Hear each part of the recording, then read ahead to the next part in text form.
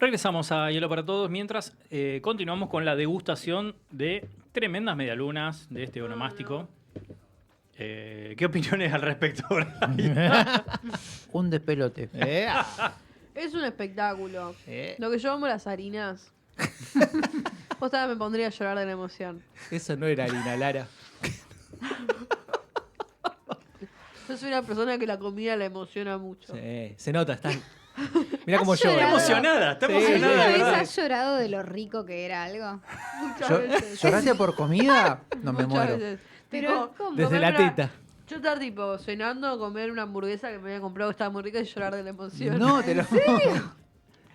Y si le faltaba Yo sal, amo ya mucho tiene. comer. Eso es hedonismo. Es un montón. Y lo celebro, me parece muy bien. Me parece muy bien. Sí, sí, sí.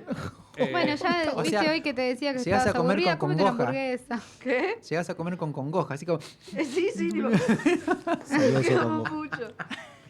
Y si un día tendría que, por alguna cuestión médica, dejar las harinas, toda mi familia está advertida que yo voy a suicidarme. No, no, Lara. Bueno, Ya. este era el programa para decirlo igual. ¿Por qué no cortaban justo antes? Claro. No Me hacía niego a falta. vivir una vida No, sin se puede harinas. vivir con la Ponele un celiaquía y pip cosas así. después. No pasa nada. Hoy tenés de todo. Es más, hasta ahora salieron hasta las milanesas sin gluten y todo. Pasa Así que que mi Lara, no. felicidad está ahí. No, Claro. tranquilo. No, pero hay No. gente La muerte. escuchando, Le digamos, digo la vena y Lara, el vos sos la voz de centeno. una generación. Del otro lado hay gente que dice, si Lara dice que me tiro un pozo, yo me tiro. Entonces no. No.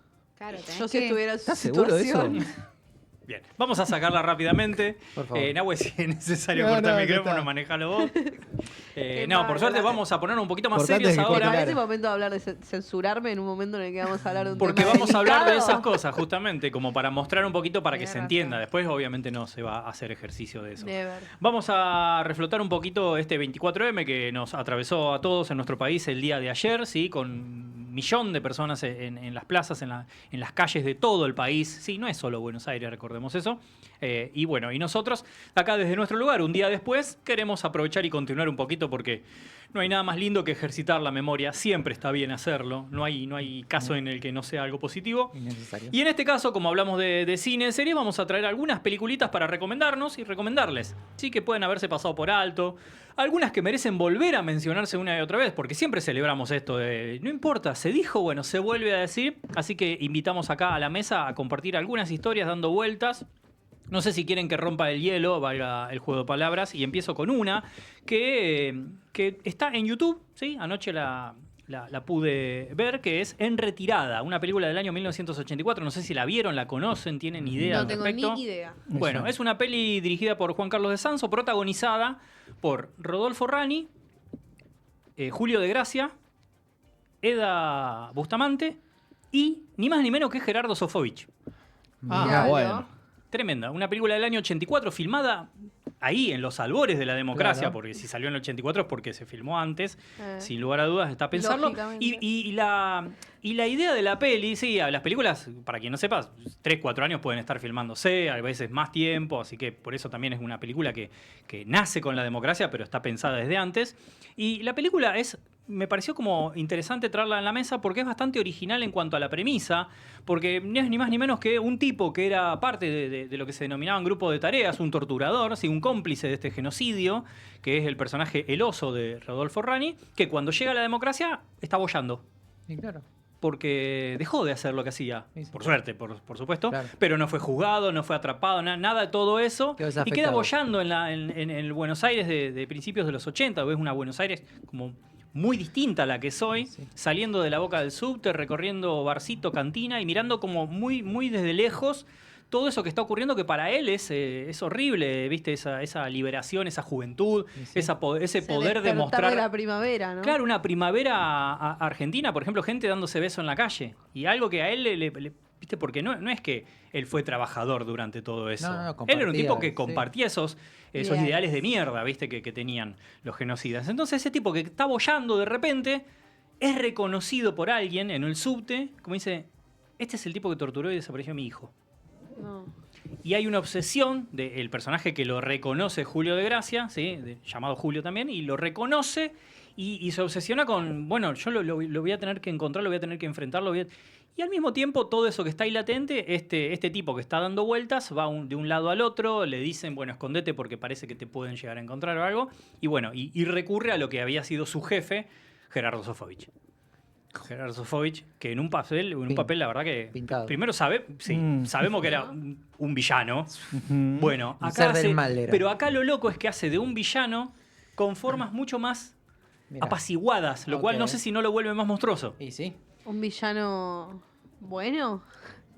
No, No, a ver, no sé si ¿Cómo es... es un villano con formas? En lugar del tipo que grita, que se saca, a Sí. ver, un tipo con la cabeza bastante fría, decir, bueno, mira, creo que lo mejor va a ser que te escondas unos días. Ujú. ¿Sí? Ok. Yo no voy a estar, no me vas a encontrar. Con mayor aplomo. Ok. Y le plantea esto de... Y eso es lo tenebroso también, porque pensemos la época, dice, tranquilo que ya vamos a volver. Claro. Nos tendremos que esconder un tiempo, no perdimos la guerra, Mm. ya volveremos, en algún momento, paciencia que ya volveremos. Bueno, la película nos plantea todo esto y además me resultó muy interesante. Está gratis en YouTube para que verla en retirada, se ve muy bien. Y es una peli que es interesante como para mostrar otro punto de vista de toda esta historia. Para mí, Anotando. sí, es una película que... Muy violenta. Eso te iba a decir, para mí es una película que hay que entenderla en un momento y en un contexto. Hoy lo hablábamos con José Tripodero, porque hicimos justamente un episodio hablando de algunos periodos de cómo el cine argentino fue transitando en la representación de la dictadura. Y una de las cosas que hablábamos tenía que ver con que el primer cine argentino inmediatamente post dictadura es un cine de destape y de mucha representación gráfica y visual de la violencia, ¿no? Como una necesidad de mostrar Ujú.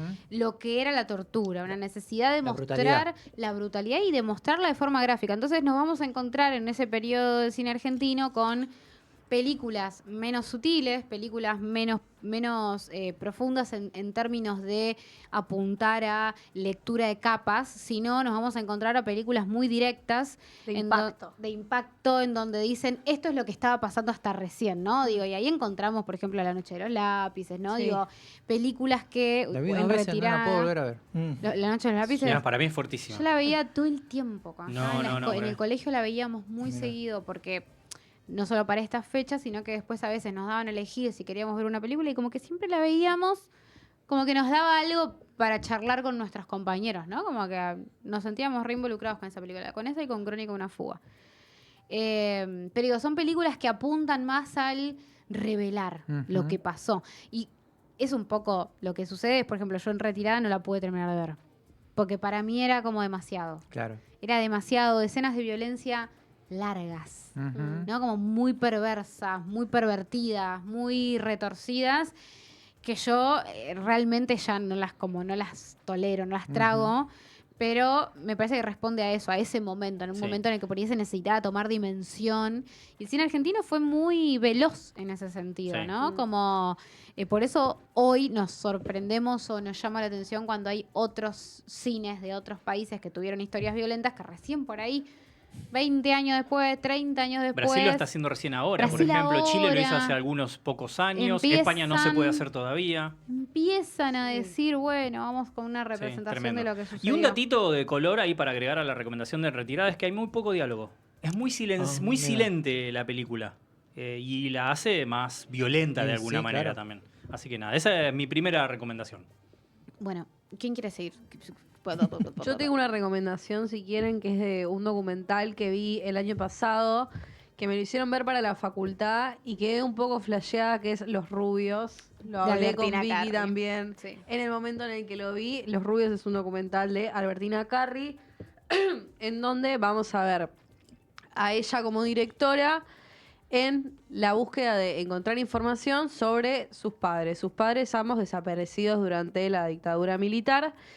Y a mí lo que me llamó la atención del documental es la forma en la que ella tiene de mostrar esta búsqueda, porque en un principio elige una actriz que la pone en representación de ella y se acerca, por ejemplo, a distintas casas del barrio preguntando por sus padres, si conocían, si sabían la historia. Y es un documental del 2003 y algo que es llamativo es que incluso en el 2003, muchos años después de que la democracia haya vuelto, ves a vecinos que se niegan a dar testimonio o que fingen como demencia de no haber conocido a esas personas por miedo a que les vaya a pasar algo, cuando se supone que ya había una democracia consolidada y que todo eso había quedado en el pasado, como que están presentes y se ven en el documental las cosas que fueron dejando, como el trauma que dejó en la población argentina. Mismo también hay una parte curiosa del documental que es, el documental, además de ser un documental de cómo ella encuentra su identidad, es un documental sobre cómo se hace el documental. Sí. Sí. Entonces, la vemos, por ejemplo, en intentar buscar financiación por parte del Inca, que Sí. se le es negada, y el Inca le exige a ella como los términos y condiciones en los que ella puede contar su historia. Que eso Sí. también es como interesante de ver, como todo el aparato quiere construir y moldear los relatos de la manera que quieren ser contados. Sí. No, nada, es un documental que a mí me gustó mucho cuando lo vi y que siento que da mucho para hablar. Como que si lo ves con alguien, podés quedarte hablando muchísimo tiempo porque tiene muchas cosas muy Sobre todo en las peculiares. formas también. Sí, Es que tiene eso que dice Lara, es como que es un documental muy singular en cómo está contado y dentro del propio documental también problematizan el que estas historias solo se pueden contar de una sola manera, con un argumento que va de acá hasta acá y que me contás el conflicto o esto de las preguntas de, bueno, contá más sobre tus padres, contá más sobre esto. Y es como ella está haciendo una búsqueda más abierta, más amplia, muy incompleta también. y una búsqueda que también lo que es muy fuerte es que te quieran decir a vos como los términos y condiciones en los que podés contar vos tu propia historia que te arrebataron a la fuerza, o sea, tipo, Pensarlo literalmente pierde toda afectada lógica. por la dictadura militar argentina, ella tipo desaparecieron a sus padres y ella quiere contar una historia, intentar reconstruir ese recuerdo y no solo no puede porque ya quedó como un terror instaurado en el que hay muchas personas que no quieren hablar o que no le quieren contar o no quieren aparecer para no quedar pegados y a su vez el Instituto de Cine queriendo decir a ella cómo debería contar su historia y cómo ella debería reconstruir esa ausencia que tiene. No sé, me parece un documental Es buenísimo. muy Sí. bueno. Es buenísimo. Se me fue la voz en el medio, fui como perdiendo Chau, Lara. notas. Adiós. Bye, bye. Adiós, Lara. Pero dije todo lo que tenía que Ahora te decir. hacemos un tecito, ya está. Todas las verdades, todas. En ese mismo sentido, sobre una de las cosas que dijo Lara, que tiene que ver con esto de cómo van a hablar con el barrio y tratar de hacer preguntas sobre, bueno, ¿vos sabías quiénes vivían ahí? ¿O sabés que ahí me dijeron que había...? Y la gente empieza muy de a poquito a tratar de contar algo. Y aparte empiezan a contar cosas e inmediatamente intentan despegarse, ¿no? Como, no, pero yo no sé, no, pero yo no sé cuánto. Nunca fui tan amiga. No, claro, tampoco... No me no es- contó alguien no que me di contó, cuenta, ¿no? claro. Como, viste, toda esa cosa. Hay otro documental que es muy reciente porque esto me parece que es muy interesante. En los últimos años para mí se estuvieron haciendo cosas re interesantes sobre este tema. Y uno que a mí me gusta mucho y que estoy muy pesada con este documental para que lo vean porque se puede ver de forma gratuita en Cinear. Los Rubios creo que también se puede ver. En un momento YouTube estaba, está. ahora no está, pero si YouTube la buscan está. en internet Sí, está. sí. Hay Eh, drives por ahí públicos también. Sí, y ese Abandono de Cargo, un documental de Alejandro Bañencos que trata sobre el caso de Luis Oscar Pato Lacoste, que tiene una particularidad. Era un docente de Lobos y llega, bueno, Ok. llega una docente a Lobos, que ella es como un poco de afuera, ¿no? Bien, empieza a dar clases en un colegio y se encuentra con esta historia de este profesor que estaba desaparecido de ese colegio, que además tiene la particularidad de que su legajo figura como abandono de cargo, ¿no? Como, bueno, que nunca más se presentó a su puesto de trabajo.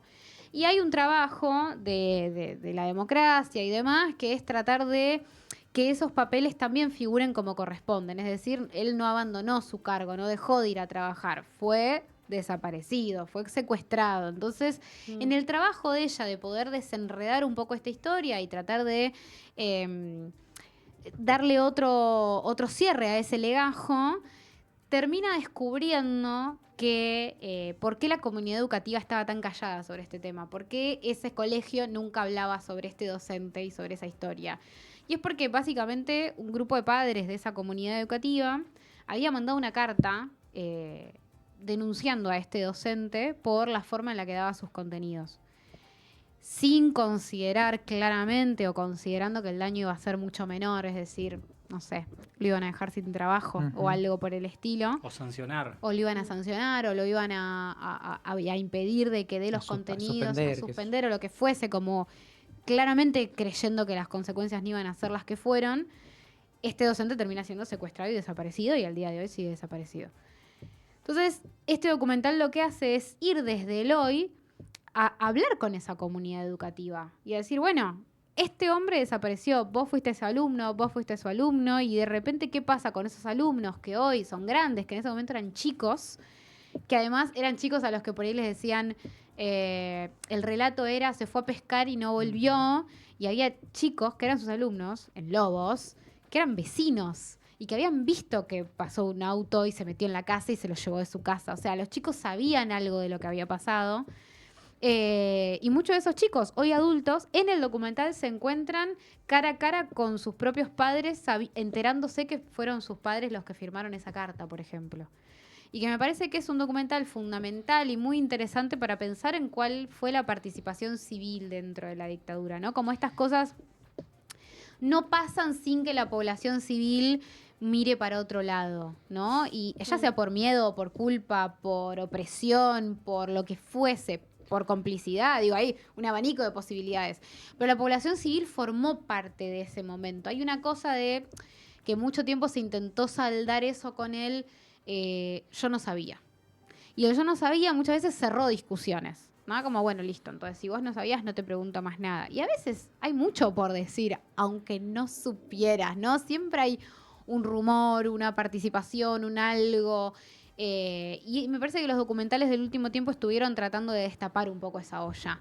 Del ¿realmente no sabías o decidiste cómo mantenerte al margen de las cosas que estaban pasando por miedo, por culpa, por lo que fuese, no importa, pero ese testimonio vale y es importante. Algo en línea, después sigan a ver si tienen algún otro, pero quiero traerlo porque me parece que va conectado un puntito con lo que mencionaba Vicky recién. Quiero traer Traslados, un documental que se acaba de subir hace pocos días a Amazon Prime Video, un documental del año pasado, que ni más ni menos habla de los vuelos de la muerte.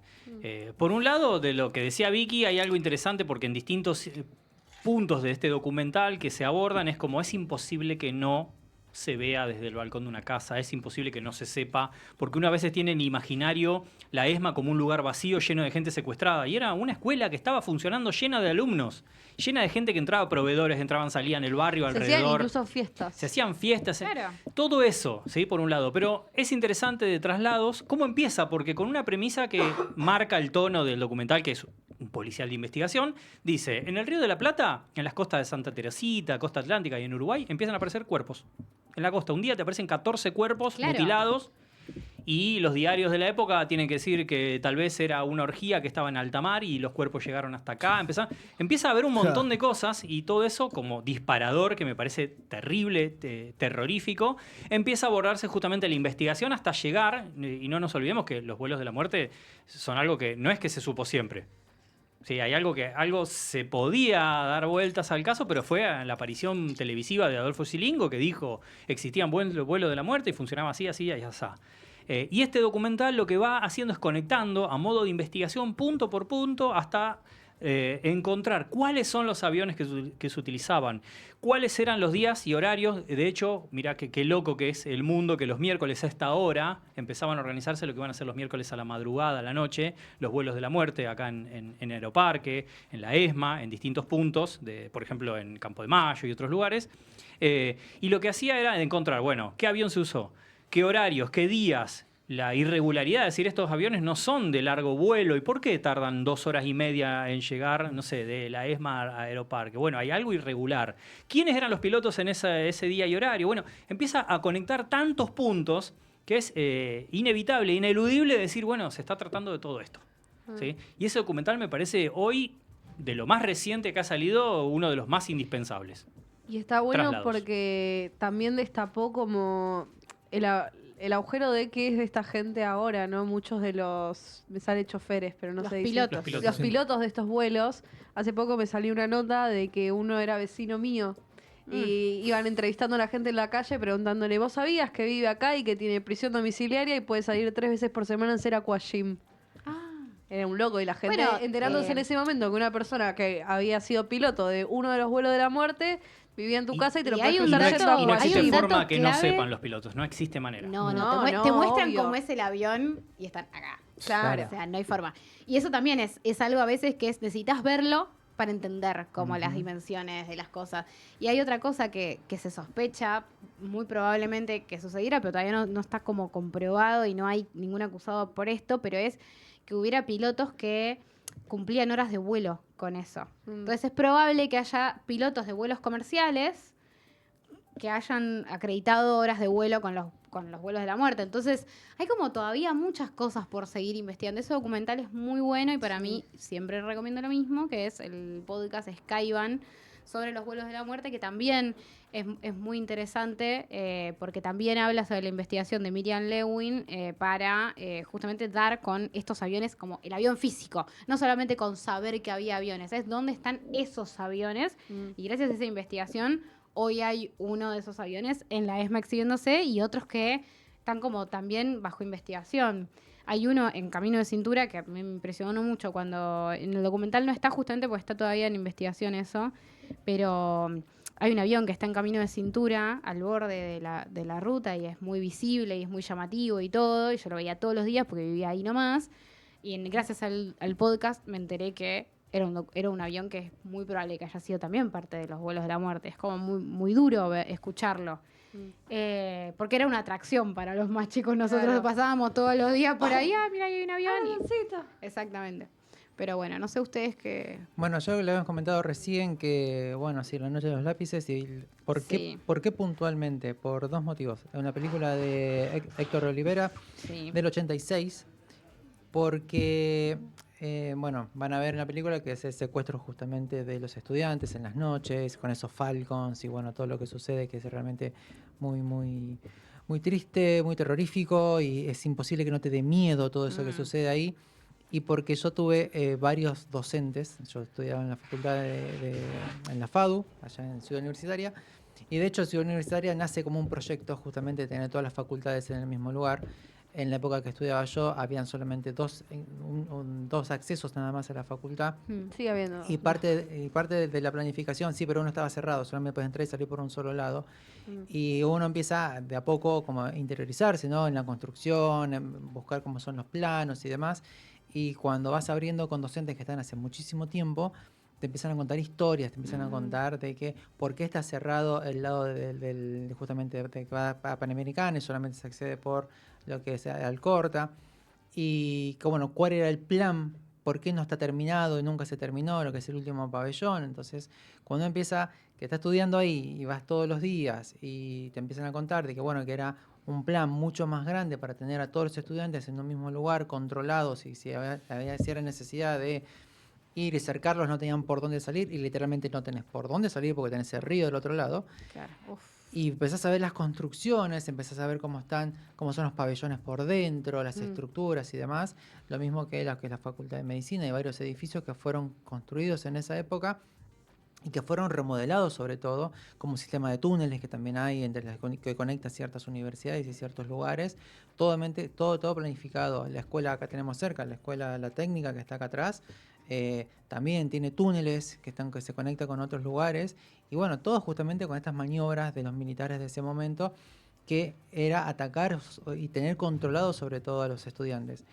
Y detener a algunos docentes que, por fuera de la clase, ¿no? Porque a veces que eran temas que no compartían mientras estaba dictando la clase, pero sí quizás en un recreo, en un momento, te contaban que habían sido sobrevivientes de un intento de secuestro de estudiantes y te cuentan cómo salían por las ventanas y por qué lugar. Y eran como si fuera una película, te lo contaban aparte con lujo de detalle. Y en la secundaria también tuve un docente que se escapó y ya también fuera de clase, qué sé yo, y le preguntabas, porque salían en estas fechas y demás, y los docentes te compartían, decían, no chicos, realmente pasaba esto, y te contaban sus relatos, y era como, wow, es como muchísimo, viste, demasiado. Y esta peli a mí siempre me recuerda a esos docentes que tuve que me contaban sus historias. Muy bien, Sí. cerramos, solo mencionaremos algunos títulos a la pasada porque no tenemos demasiado tiempo, como por ejemplo Azor, ¿sí? El lado empresarial, sí, poderoso, de acuerdo económico, en plena dictadura. Otro, por ejemplo, sin lugar a dudas, Argentina 1985, la volvimos a ver ayer. Es una locura esa película. Rojo, también, otra gran película. Responsabilidad empresarial, es un documental, pero magnífico, justamente, y con recursos mínimos. Sentarse adelante de la empresa que era cómplice y donde eran centros de detenciones y empezar a contar legajos. Así, nada más. Y ni hablar algo que tiene que darse en todas las escuelas, el juicio de Ulises de la Orden. A mí Infancia Clandestina también me parece muy buena. Y también me parece como importante, más allá de recomendar ver estas películas, como hablar con gente que estuvo, como gente que lo vivió, como no pensar que fue una historia que pasó hace mucho tiempo, como esto que decían también de los juicios de Nuremberg, ¿no? A mí me pasó que ayer fui a la marcha y cuando estaba yendo en el subte totalmente hacinada porque era tipo estallado, Sí. vine hablando todo el camino con una madre de Plaza de Mayo que venía atrás mío en el subte y me venía contando que hoy tenía que ir a dar una charla a un colegio. Y todo eso también es lindo, como entender de que, o sea, claramente hay gente que la pasó fatal, porque bueno, nos une tener una historia muy horrible como país en ese sentido, pero que hay gente que sigue viva, que está ahí, que tiene una historia y que la podés escuchar y que también podés ayudar capaz en lo que sea, no sé, acompañarlos, saber que están ahí, intentar votar a presidentes que no nieguen lo ocurrido. No sé, ¿no? Cada uno hace su ayuda desde su espacio. Y los seguimos buscando y mientras los tengamos presentes van a seguir estando. Eso es lo más importante de todo. Así que bueno, lindo bloque y las recomendaciones van a seguir, por supuesto, y aún queda mucho más hilo para todos. Así que vamos a escuchar una canción y ya volvemos para ir cerrando esta jornada muy linda, por cierto.